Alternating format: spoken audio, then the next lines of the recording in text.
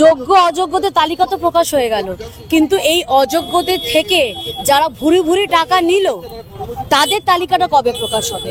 কারণ এই অযোগ্যদের এই উস্কেছে তো এই যারা টাকা নিয়েছে সেই তৃণমূলী মোটা ল্যাজ, যারা সোকল নিজেদেরকে মনে করে আমরা তৃণমূলের দাদা, পাড়ার কিছু একটা ব্লক অফিসে যারা বসে থেকে নিজেদেরকে বিশাল ল্যাজ মোটা হনু মনে করে, তারা তো টাকাগুলো নিয়েছে। আজকে তো আমার তাহলে অযোগ্যদের কাছে প্রশ্ন, তো আপনারা গিয়ে তাদের উপর, তাদের বাড়ির উপর চড়াও হচ্ছেন না কেন? আরে ভাই, যেরম করে হোক কষ্টের টাকা তো সবার। আরে এরা নয় ব্লক অফিসে বসে পয়দা তুলছে, পয়দা কামিয়ে নিচ্ছে, সেটা আলাদা ব্যাপার, কিন্তু আজকে তুমি যোগ্য, আমার ঘরের সন্তান যোগ্য, সেই মূল্যটা তাদেরকে কেন দিতে হবে? তাহলে যারা টাকা দিয়েছে তাদের ওপর চড়াও হোক। আমি তো সমবেতভাবে বলবো, এখানে তো আর যোগ্য অযোগ্যের কিছু আসছে না। যখন খাড়া যা ঝুলছে, সবার মাথার ওপর খাড়া ঝুলছে। যারা টাকা নিয়েছে তাদের বাড়ি ঘর ওপর চড়াও হোক, একদম নিজের কানা করি একদম ইঞ্চিতে ইঞ্চিতে বুঝে নাও। কাউকে ছাড়াছাড়ির দরকার নেই। কি হবে? রাস্তায় এতদিন ধরে আন্দোলন করে কিছু হলো? আমাদের কষ্ট হচ্ছে দেখে, রোদ ঝড় ঝড় বৃষ্টি সব কিছু উপেক্ষা করে আপনারা রাস্তায় পড়ে আছেন, কোলে সন্তান অবধি নিয়ে আপনারা রাস্তায় পড়ে আছেন। তার ফল, তার নিটফল জিরো। একটাতেই আপনারা ফল পাবেন, একদম ঝাঁটা লাঠি নিয়ে যারা থুতু দিয়ে টাকাটা গুনেছে, আপনাদের থেকে নিয়েছে, তাদের বাড়ির ওপর চড়াও হন। চড়াও হয়ে অন্তত আপনাদের পাওনা গন্ডাটা বুঝে নিন। সাময়িক হলো, মানে একটু হলো আপনাদের সেই শান্তিটা অন্তত পাবেন। নয়তো এইভাবে একটা আমাদের সহনাগরিক যেভাবে ফ্রাস্ট্রেশনে নিজের জীবনের বলি দিল, আমরা আর আমাদের এই সহনাগরিকদের, আমাদের ভাই বোনদের এইভাবে অকালে আমরা হারাতে চাই না। ওই জন্য আমরা কেন বলিদান দেব? আপনাদের জীবনের মূল্য আমাদের কাছে আছে। আপনারা যোগ্য শিক্ষক, আজকে হয়তো এই যে খাঁখা করছে স্কুল, সরকারি স্কুলগুলো ভেঙে পড়ছে আজকে। আরে আমরা নিজেরা বাংলা মিডিয়ামে সরকারি স্কুলে পড়েছি, কোনো অসুবিধা হয়নি তো জীবনে সব ক্ষেত্রে আমরা এগিয়েছি। আজকে এই জায়গায় এসে দাঁড়িয়েছি কারণ সঠিক শিক্ষাটা পেয়েছিলাম বলে। এখনো স্যারেদের দেখলে, ম্যাডামদের দেখলে রাস্তায় দাঁড় করিয়ে পায়ে হাত দিয়ে নমস্কার করি। আর আজকালকার শিক্ষকরা বোঝাই যাচ্ছে যে নিজে 8 ফেল, সে নাকি পড়াচ্ছে মাধ্যমিক লেভেলের একজন স্টুডেন্টকে, তাহলে সে কেমন ছাত্রী তৈরি হবে? অতএব বলবো, এতদিন ধরে আপনাদের যে সংগ্রাম, সেই সংগ্রাম যাতে বৃথা না যায়, হাত জোর করে আমার বোন ভাইদের অনুরোধ করছি, ওইসব ছাড়ুন। ওইসব ছেড়ে থুতু দিয়ে যে টাকাটা গুনে আপনাদের ভবিষ্যৎ অন্ধকারের দিকে ঠেলে দিয়েছে, আপনাদের এই জীবনকে অতিষ্ঠ করে তুলেতে, তাদের বাড়িতে গিয়ে আপনারা চড়াও হন। এরপরেও কি তৃণমূল সরকারের গদি আঁকড়ে ধরে থাকা উচিত মনে করেন? শুনুন, তৃণমূলের যেটা বাংলা কথা, বাংলা ভাষা তৃণমূল বোঝে না। এই জামাত, এই রোহিঙ্গা প্রেমী দরদি সরকার উর্দু ভাষাটা খুব ভালো বোঝে। তো উর্দু ভাষাটা দেখো সচরাচর তুমি আমি তো বুঝতে পারবো না, বলতেও পারবো না। তো বোধা বাংলা ভাষায় একটা কথা বলছি, যে তৃণমূলের যেটা মেন ভোট ব্যাংক ছিল, আজকে যদি একটা ফেয়ার ইলেকশন হয়, কোনো মতে জানে ওরা এত উন্নয়ন করে ঝুলিয়ে রেখেছে না, এত উন্নয়ন ওদের কাজে দেবে না। সেই জন্য ওরা এই ভয় কম্পমান, ওদের 14 তলা দোদুল্যমান, সেই জন্য আজকে ওরা রোহিঙ্গা ভোটগুলোকে আঁকড়ে ধরেছে। ভুতুরে ভোটার প্রত্যেকটা পার্টে, মানে ওয়ার্ডও না, পার্টে প্রায় 70 থেকে 100টা অ্যাভারেজে মৃত ভোটার আর ভুতুরে ভোটার ধরা পড়ছে। তার মানে এই সংখ্যাটা সারা পশ্চিমবঙ্গ জুড়ে কতটা হতে পারে সেটা কারুর কাছে আর অবগত হওয়া বাকি নেই। সেই জন্য বলবো, এইবারে আমরা বলি না যে নিজের বুথটা আগে আপনারা মজবুত করুন, আপনার আমার সবার কিন্তু দায়িত্ব আছে। একা দায়িত্ব কিন্তু শুধু বিরোধী দলের না। আজকে আমরা চিৎকার করছি, আন্দোলন করছি সব আপনার জন্য, আপনার সন্তানের জন্য, আমাদের সন্তানের ভবিষ্যতের জন্য, যাতে আমার এই রাজ্যকে কানা করে বৃদ্ধাশ্রম করে যাতে আমার সন্তানদের বাইরে চলে না যেতে হয়। সেই জন্য হাত জোর করে অনুরোধ, আপনারা জাগুন। অনেক হয়েছে, গণতন্ত্রের মাধ্যমে আমরা তো প্রতিবাদ করে দেখলাম, গণতন্ত্র সাথে থাকবে। আজকে গণতন্ত্রের নাম করে এই রোহিঙ্গা প্রেমী সরকার যেভাবে আমাদের চারিদিক দিয়ে শিক্ষা, স্বাস্থ্য, খাদ্য, মানুষের তোটা বেসিক, এই বেসিকটাকে আমাদের পুরো মূল থেকে উপরে ফেলে দিয়েছে। সোনার বাংলা করতে গেলে শুধু ওই ডাইনি বুড়ির সরকারকে দিয়ে চলবে না। আপনার আমার এটা পশ্চিমবঙ্গ, শ্যামাপ্রসাদ মুখার্জি হিন্দুদের সেফ ল্যান্ড হিসাবে এই পশ্চিমবঙ্গকে ছিনিয়ে এনেছিল। সেই জন্য বলবো, তার কথা মাথায় রেখে, আর আজকে আমরা কলকাতা শহরে দাঁড়িয়ে আছে, গোপাল মুখার্জি আজকে কলকাতা শহরকে গ্রেট ক্যালকাটা কিলিংস থেকে রক্ষা করেছিল বলে, এবং তার সহকর্মীরা সবাই মিলে প্রত্যেকে বাঙালি অবাঙালি হাত মিলিয়ে এই যে বাঙালি অবাঙালি সূক্ষ্ম একটা বিভাগ করে দেবার যে প্রচেষ্টা চলছে, সব কিছু থেকে বেরিয়ে আসুন। আমাদের একটাই পরিচয়, আমরা ভারতীয় হিন্দু, সেই হিসাবে এগোবো, সেই হিসাবে লড়বো এবং যে কটা অন্যায় অবিচার আমাদের ওপর হয়েছে প্রত্যেকটা আমরা ইঞ্চিতে ইঞ্চিতে বুঝবো। তৃণমূল ঘনিষ্ঠদের নাম উঠে এসেছে এসএসসির অযোগ্য তালিকায়, তাহলে কি তৃণমূল দুর্নীতিকে লালন পালন করছে কি মনে হয়? একদমই তাই। সেই জন্যই তো এতদিন চাল আর কাঁকড় বাঁচেনি, কারণ ওনারা তো জানেন যে কে চোর আর কে চোর নয়।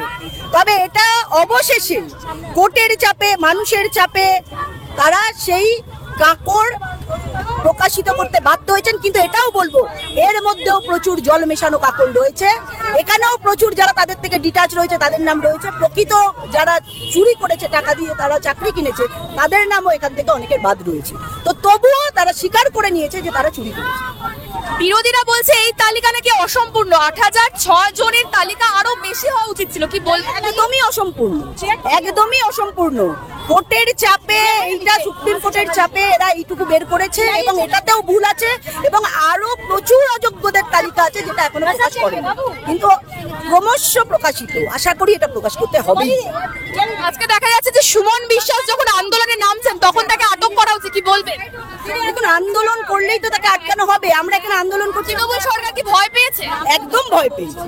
তৃণমূল সরকার ভয় পাচ্ছে, মানুষ গর্জে উঠছে, মানুষ প্রতিবাদে নামছে, মানুষ তার মনের কথা বলছে এবং বারবার যে এই সরকার মানুষকে প্রতারণা করছে সেটা প্রকাশ্যে আপনারা দেখছেন। কোথাও বা মারধর করছে, কোথাও বা সামনে বলছে, কোথাও দিদিমণিকে প্রশ্ন করলে দিদিমণি রেগে যাচ্ছে।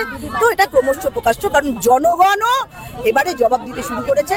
আগামী দিনে তৃণমূল যাচ্ছে, বিজেপি আসছে, এটাই স্বাভাবিক এবং সত্য ঘটনা। কারণ যোগ্যতার সঙ্গে এই ধরনের দুর্ব্যবহার, চালে ডালে একসাথে মিশিয়ে দিয়ে মানুষকে বিভ্রান্ত করা, পুরো কমিশন, পুরো সুপ্রিম কোর্টকে বিভ্রান্ত করা, এটা চলবে না। তৃণমূল দিয়ে শুরু, তৃণমূল দিয়ে শেষ। আজকে সবাই জানতো, ভারতবর্ষে সবাই যে তৃণমূল চোর, আজকেও তারা নিজেরাই স্বীকার করেছে আমরা চোর। এর থেকে বড় স্বীকারোক্তি আর কি হতে পারে? দিকে দিকে পাড়ায় পাড়ায় দেখতে পাচ্ছেন যে তৃণমূলের বিভিন্ন নেতা নেত্রীর ছেলে, বৌমা, আরো বিভিন্ন রিলেটিভরা, আত্মীয়রা তারা চাকরি নিয়ে বসে আছে। তারা পরীক্ষা দেয়নি, তারা ভেতরে ভেতরে টাকা পয়সা ঘুষ খাইয়ে নিজেরা চাকরি পেয়েছে এবং সুতরাং পুরোপুরি ভাবে এই সরকার মানে দিকভ্রষ্টহীন সরকার।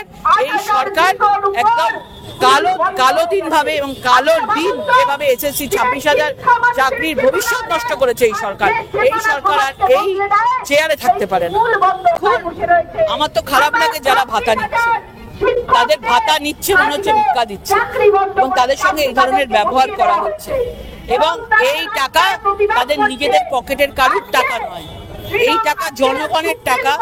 এই টাকা কেন্দ্রীয় সরকার রাজ্য সরকারকে অন্য কাজে দিয়েছে, সেইগুলোর কাজ না করে তারা হাতে পকেট মানি দিচ্ছে, তার উপর আবার এত বড় বড় কথা শুনতে হচ্ছে। সুতরাং এরা পরের ধনে বেশি সর্দারি দেখাচ্ছে, কেন্দ্রীয় সরকারের টাকা উল্টো দিকে হাত দিয়ে মানুষের কাছে পৌঁছে দিচ্ছে। এটা ওদের টাকা না। আগামী দিনে মানুষ 2026-এর জবাব দেবে। মহুয়া মৈত্র অমিত শাহের মুন্ডু কেটে প্রধানমন্ত্রীর টেবিলে রাখা উচিত বলেছেন, কি বলবেন এই নিয়ে? এটা মানে অনেক বড় অন্যায় এবং মুখ্যমন্ত্রীর হাত জোর করে ক্ষমা চাওয়া উচিত এবং মহুয়া মৈত্রের হাত জোর করে ক্ষমা চাওয়া উচিত। প্রধানমন্ত্রীকে, স্বরাষ্ট্রমন্ত্রীকে এই ধরনের অপমান করলে আমার মনে হয় তাদেরকে গ্রেপ্তার করা উচিত আছে। কারণ যেভাবে আজকে বিহারে প্রধানমন্ত্রীকে যেভাবে মাকে নিয়ে কথা বলেছে সে গ্রেপ্তার হয়েছে, আমার মনে হয় যেভাবে স্বরাষ্ট্রমন্ত্রীকে বলা নিয়ে ওনাকে গ্রেপ্তার করা উচিত এবং মুখ্যমন্ত্রীকে আজকে কেউ বললে সঙ্গে সঙ্গে তাকে গ্রেপ্তার করা হয়, সঙ্গে সঙ্গে তাকে হাজতে নিয়ে যাওয়া হয়। তাহলে তার দলের কেউ যদি এই ধরনের কথা স্বরাষ্ট্রমন্ত্রীকে বলে তাহলে তার কাছে গ্রেপ্তার হবে না। বিচার যেন সবাই ক্ষেত্রে এক। ভারতবর্ষের যশস্বী প্রধানমন্ত্রী তার মাকে নিয়ে যে কটূক্তি আমরা শুনেছি, তারপর আমরা মাতৃজাতি, আমরাও কারোর মা, আমাদেরও মা আছে। তাই দেশের প্রধানমন্ত্রী যিনি সর্বোচ্চ পদ, দেশের সর্বোচ্চ নাগরিকত্বের যিনি আসীনে আসীন, তার মাকে নিয়ে বলা মানে এর থেকে নিকৃষ্টতম উদাহরণ হতে পারে না দেশে। এতে লজ্জার কিছু নেই। নির্লজ্জ মানুষের, এই নির্লজ্জ মানুষের নির্লজ্জ অজতা হচ্ছে বরের পশুর থেকেও বেশি হীন। এই হীন মানসিকতা এইভাবে ভারতবর্ষে রাজত্ব করতে পারে না। যেই কংগ্রেস এতদিন রাজত্ব করলো, তার পাপ্পু টাপ্পু এসে আমার দেশের প্রধানমন্ত্রীকে বলছে, যিনি এতবার নির্বাচিত প্রধানমন্ত্রী, এই যে আগুন, এই বাংলার বুকে মা শারদার অপমান, নিবেদিতার অপমান, এটা রবীন্দ্রনাথ ঠাকুরের অপমান, এটা নজরুল ইসলামের অপমান, সমগ্র ভারতবর্ষের সমস্ত নারী জাতির অপমান। এটা একজনকে বলা হয়নি, এটা প্রতিনিধিত্ব করা হয়েছে একজনের নাম বলে সবার মাকে অপমান করা হয়েছে। এর তীব্র প্রতিবাদ জানাচ্ছে রাজ্য মহিলা মোর্চা আজকে। মহুয়া মৈত্র যে তৃণমূল সাংসদ, তিনি বলেছেন যে অমিত শাহের মাথা কেটে প্রধানমন্ত্রীর টেবিলে রাখা। পাগলি, ওর কথা ওরা দেশের জন্য ভাবে, ওরা সবসময় ব্র্যান্ডের পিছনে পালায়। যে মানুষ লোকসভার পাসওয়ার্ডটাকে পর্যন্ত বিলিয়ে দেয়, যে সংবিধানের নিয়ম এবং যিনি একজন সাংসদ হয়ে সাংসদের মর্যাদা রক্ষা করতে পারেন না, তিনি আবার সাংসদ, তিনি আবার আমাদেরকে শেখাবেন যে কি করতে হবে কি করতে হবে না। উনি তো পাগল, ওনাকে পাগলা গারদে দিয়ে দেওয়া উচিত। এখন কেন রেখে দিয়েছে ওনাকে? আমাদের হাতে ছেড়ে দিকে, আমরা পাগলা গারদে দিয়ে আসবো। ওই পাগলের কথা লোক শোনে? ও ভালো সুস্থ মস্তিষ্ক মানুষ আছে, একটা বুড়ো বয়সে বিয়ে করে, ও ভালো মানুষ, ওর কথা আমরা শুনবো? আমরা আমাদের দেশের মন্ত্রীদের নিয়ে এইসব বাজে রচনা করবো, আমরা শুনবো? ওকে বলুন পাগলা গারদে দিতে, মমতাকে বলুন পাগলা গারদে দিয়ে দিতে, নাহলে আমাদের ছেড়ে দিকে, আমরা দিয়ে আসবো চিড়িয়াখানায়, বা খেয়ে নেবে ওকে, ওরকম পাগলকে বা খেয়ে নেবে, দিয়ে আসুন। এইরকম মানে অসুস্থ মস্তিষ্কের মহিলা বাংলার কলঙ্ক। এরকম মহিলা সাংসদ কেন, কাউন্সিলর কেন, কোনো পার্টির সদস্য এবং কোনো সুস্থ নাগরিক পর্যন্ত হতে পারে না। আমরা অবিলম্বে তার প্রতি আমাদের অ্যাকশন চাই। আমরা সবাই জানি পশ্চিমবঙ্গের পুলিশ মন্ত্রী কে, তো মুখ্যমন্ত্রী পুলিশ মন্ত্রী। তাই উনি চেষ্টা করছেন যে বিজেপিকে কিভাবে আটকানো যায়, এটাই মূল উদ্দেশ্য। যেহেতু এখানে উনি পুলিশ মন্ত্রী, ইনি প্রশাসনিক দপ্তরে আছেন, তাই উনি বোঝাতে চাইছেন উনি সর্বময় কর্তা, মানে ওনার উপর দিয়ে আর কেউ কিছু করতে পারবে না, এটা উনি প্রমাণ করতে চাইছেন। পশ্চিমবঙ্গটা উনি কিনে ফেলেছেন, ব্যক্তিগত সম্পত্তি ভেবে ফেলেছেন। ব্যক্তিগত সম্পত্তি ভাবে বলেছেন, মানে পুরো যা প্রশাসনিক যেটা বোঝা যায় বা বাংলা ভাষায় যেটা খুব অল্প ভাষায় বোঝা যায় যে উনি যেটা বলবেন এটাই শেষ কথা। এটাই মানে পশ্চিমবঙ্গের মানুষ, প্রশাসন যা কিছু আছে সবটাই উনি ছাড়া আর কেউ নয়। মমতা ব্যানার্জি ভয় পেয়েছে। আজকে বিজেপির মহিলা মোর্চা আজকে আর চুপচাপ বসে থাকবে না, নিজেদের সম্মান নিজেরাই তারা জয় করে নেবে। আজকে মহিলাদের উপরে যেভাবে অত্যাচার, অবিচার, অনাচার চলেছে আপনারা দেখেছেন। আর আজকে দুদিন আগে দ্বারভাঙাতে একটা উচ্ছিষ্ট কংগ্রেস নেতা মোহাম্মদ রিজভী যেভাবে প্রধানমন্ত্রীর মাকে যে ধরনের কথা বলেছে, কানে শোনাও পাপ, সেই কথা শোনার পরে আমরা মনে হয় না আজকে মহিলাদের সম্মান কিভাবে বিকৃত হবে। আজকে এই ধরনের ইন্ডিজোট সেখানে উপস্থিত ছিল কারা? আজকে কংগ্রেস নেতা রাহুল গান্ধী, আজকে আরজেডির লালু প্রসাদের ছেলে তেজস্বী যাদব, এই সমস্ত নেতাদের উপস্থিতিতে আজকে এই ধরনের কথা, কিন্তু তারা তো বাধা দেয়নি, তাদেরকে বাধা দেয়নি, বরঞ্চ উৎসাহিত করেছে। কি মনে হয় আজকে এদের রাজ্যে আজকে আমাদের চলতে হবে? তবে ভারতবর্ষের পরিস্থিতি কি হবে? আজকে তৃণমূলের মহুয়া মৈত্র আজকে ভারতের স্বরাষ্ট্রমন্ত্রী, সবারই স্বরাষ্ট্রমন্ত্রী উনি, মহুয়া মৈত্রেরও স্বরাষ্ট্রমন্ত্রী, তিনি তার গলা কাটার নিধান দেন, তালিবানি ফতোয়া জারি করছে। আজকে কোন রাজ্যে আমরা বাস করছি? এটা তালিবানের শাসন কায়েম করবার চেষ্টা করছে। এদের হাতে আমাদের শাসন ব্যবস্থা গেলে আমাদের অবস্থাটা কি হবে? তাই আজকে বিজেপির মহিলা মোর্চা আজকে পথে, আজকে মহিলাদের সম্মান মহিলারাই আজকে বুঝে নেবে। আজকে সম্মান আমাদেরকে বাঁচাতে হবে, আমরা তাই মনে করে আজকে আমরা রাজপথে। প্রশ্ন হচ্ছে মহুয়া মৈত্র হঠাৎ মুন্ডু চাইছে কেন? মুন্ডু কারা চাইবে? মুন্ডু চাইবে জামাত, মুন্ডু চাইবে জেসে মোহাম্মদ। এই জাতীয় কথা কারা বলে যে দেশের স্বরাষ্ট্রমন্ত্রীর মাথা চাই? কারা বলবে? জেসে মোহাম্মদ বলবে, কারা বলবে? জয়েদ বলবে, বাংলাদেশের জঙ্গিরা বলবে, পাকিস্তানের জঙ্গিরা বলবে, ইসলামিক মৌলবাদের জঙ্গিরা বলবে, আমেরিকান সাম্রাজ্যবাদও বলতে পারে। মহুয়া মৈত্র বলছে কেন? কোন রকম কি আঘাত হয়েছে? কোন রকম আগ্রহ প্রকাশ করছেন যে এই জাতীয় কথা বলে, এই জাতীয় একটা আগ্রহ প্রকাশ করছেন কি? এটা আমাদের প্রশ্ন স্বরাষ্ট্র মন্ত্রকের কাছে। এই মহিলা মোর্চার উদ্যোগে এই যে আজকে আমাদের সভা থেকে স্বরাষ্ট্র মন্ত্রকের কাছে দাবি অবিলম্বে মহুয়া মৈত্রকে গ্রেপ্তার করা হোক, কারণ ওনার বলা এই কথা